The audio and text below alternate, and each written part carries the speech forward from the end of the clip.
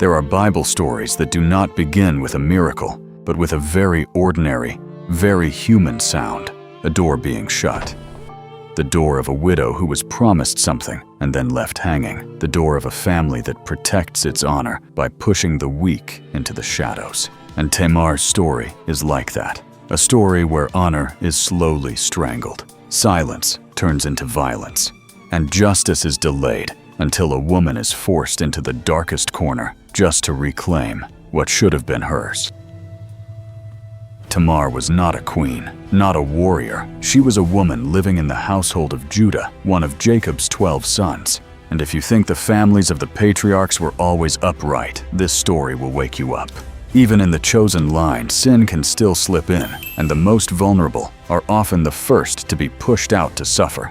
Tamar entered Judah's house with a very human hope, a home, a lineage, a future. A woman in that time did not dream of luxuries. She dreamed of a place to belong. She dreamed of being called a wife, then a mother. She dreamed of a child, so that later, when her husband was gone, she would not be blown away by life like a dry leaf in the wind. Tamar's husband was Judah's firstborn. Scripture does not say much, only one line, as cold as stone. Did evil in the sight of the Lord, and he died. He died so quickly that Tamar did not even have time to grow used to the sound of her husband's footsteps in the courtyard, or the feeling of a man standing beside her before the eyes of others. She became a widow while still young, before the house had even learned the scent of her cooking. In that society, a childless widow was like a branch snapped before it could bear fruit. Tamar not only lost a husband, she lost her future. But in ancient Israelite custom, there was a law that was both merciful and heavy with pressure.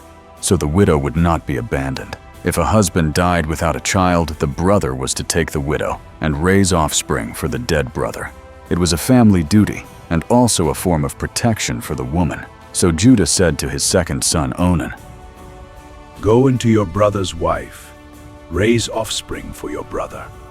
It sounds like a simple command. But for Tamar, it was a thin rope holding her back from the edge. If she bore a child, that child would carry Er's name, meaning Tamar would be protected, she would have a future, and Er's name would not disappear. Onan understood that if Tamar had a child, the inheritance would be counted for and Onan's place in Judah's household would not unfold the way he wanted. He wanted Tamar's body, but he did not want the responsibility of protecting her future. He wanted the pleasure without paying the cost.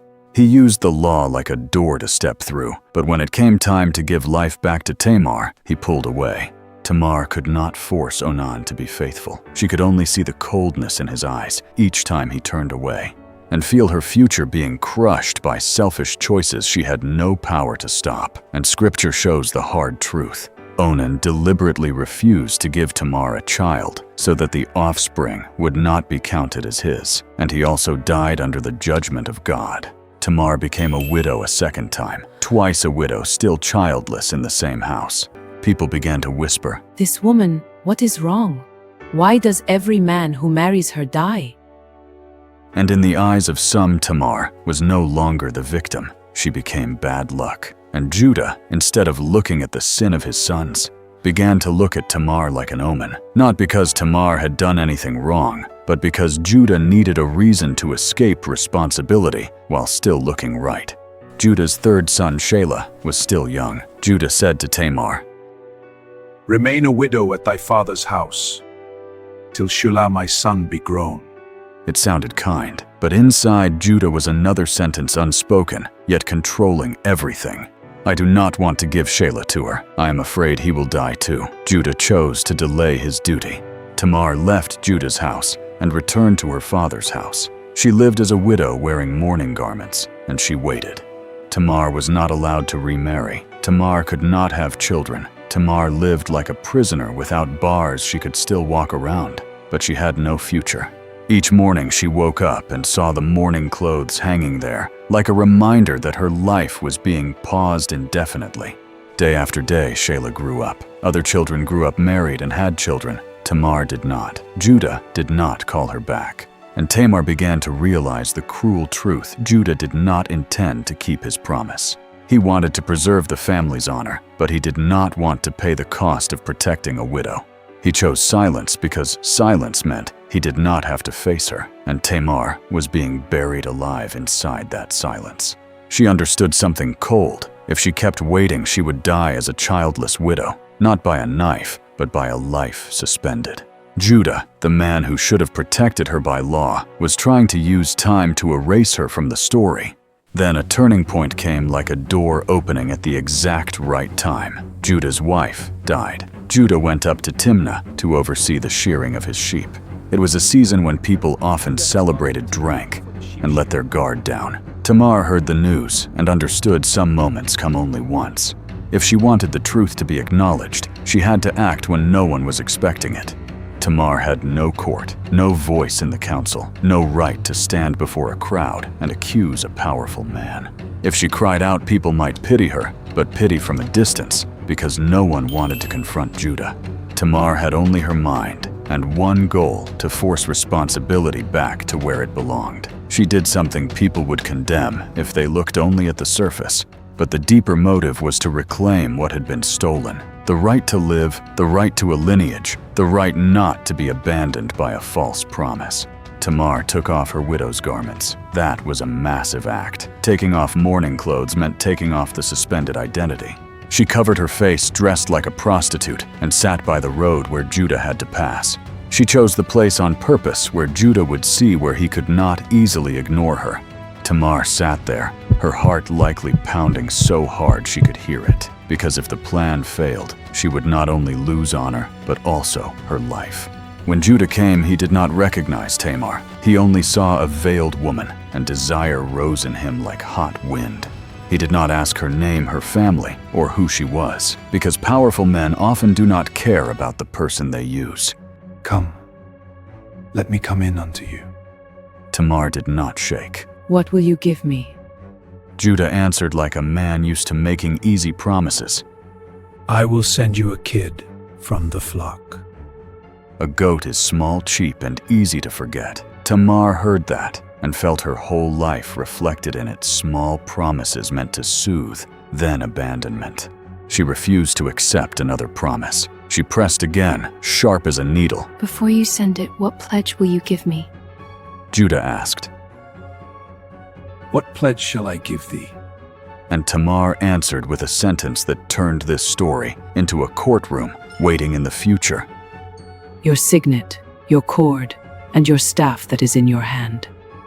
The signet was identity, like a signature of authority. The cord belonged with it proof that it was truly his. The staff was a symbol of the man himself, recognizable to anyone. Tamar did not take money. She took evidence. She did not need a gift. She needed a truth that could not be denied. Judah gave them and went in unto her. Then Tamar rose left, returned to her father's house, and put her widow's garments back on, as if nothing had happened. But inside, everything had changed. She was no longer the woman left hanging. She had hooked justice by the throat and pulled it closer. A few days later, Judah sent a man with the young goat, but the woman by the road was gone. People asked, Where is the prostitute who was here? There was no prostitute here. No prostitute here. Judah was irritated. Then he said a line that revealed what he truly feared. Let her take it, lest we be shamed. He feared ridicule more than he feared sin. He did not know that truth sometimes stays silent for a long time and then appears at exactly the right moment to crush every lie. 3 months later, the news hit like a hammer. Tamar was pregnant. In that society, a pregnant widow came with a verdict already prepared. No one asked who had deceived her. No one asked who had abandoned her. People simply wanted a scapegoat to burn in order to clean honor. And Judah, the man who should have protected her, became the one who commanded punishment. He spoke quickly, coldly. Bring her forth, and let her be burnt. Tamar was dragged out. The crowd gathered, eyes full of curiosity and cruel excitement. People enjoy watching someone be brought low because it makes them feel right. Wood was stacked. Fire was ready. Tamar stood there like someone about to be erased, without being allowed even one last sentence. And this is the real climax, not the scandal, but the reversal of justice. Tamar did not scream. She did not beg. She did the one thing that could flip her fate. She produced the evidence. She sent Judah those items, the signet, the cord, and the staff. And she said, By the man whose these are am I with child discern. I pray thee, whose are these, the signet, the cord, and the staff? In that moment the air froze. Judah looked, and he recognized them, and he understood there was nowhere left to run.